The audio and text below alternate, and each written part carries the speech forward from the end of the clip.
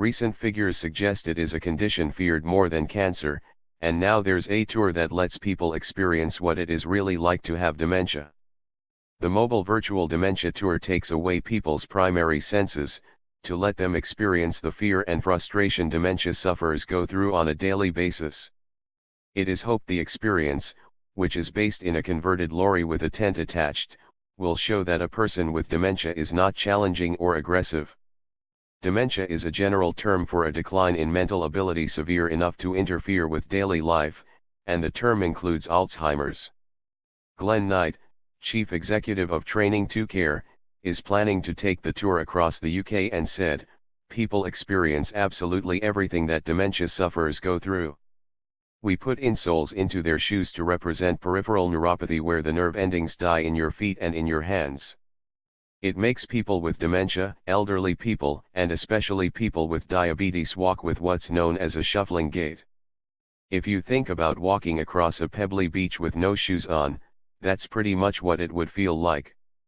This is why people with dementia walk around with no shoes on, shuffle when they walk and constantly sit down, because they're in pain."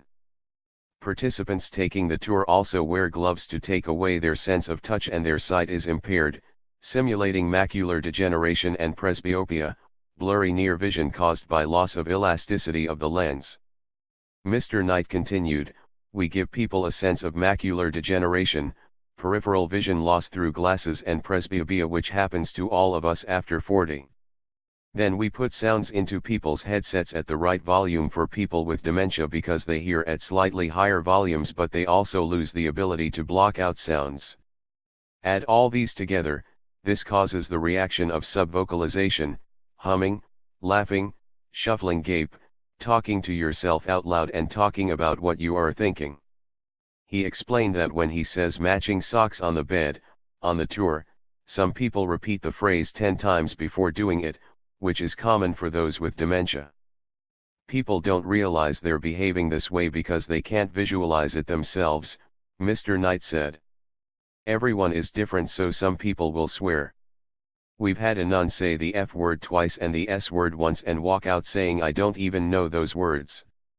Mr. Knight hopes hospital trusts will host the dementia tour to increase awareness of people with the condition. Earlier this week, Dame Gil Morgan, chair of NHS providers, warned dementia research is lagging 25 years behind the progress made in cancer. The debilitating condition receives only a tenth of the funding of cancer, despite more people fearing dementia than cancer. She said, "Dementia is, in my view, the cruelest disease. It is a cruel disease because your family watch you declining, and they lose the person, but they keep the body. Studies show that dementia is now the most feared disease, it is more feared than cancer. It is the thing that people do not want to get when they are older. One of the things that makes it very difficult, is that we really are not fully clear what the biological causes are. If you compare it to cancer, and the knowledge that we have about the biology and genetics of the disease, cancer is probably 20 to 25 years ahead. Last year there were 850,000 people with dementia in the UK, and according to the Alzheimer's Society, there will be more than 1 million dementia sufferers in the UK by 2025. Dementia is the 8th biggest killer in this country, and it is the only disease that kills you, which has no cure, Mr. Knight said.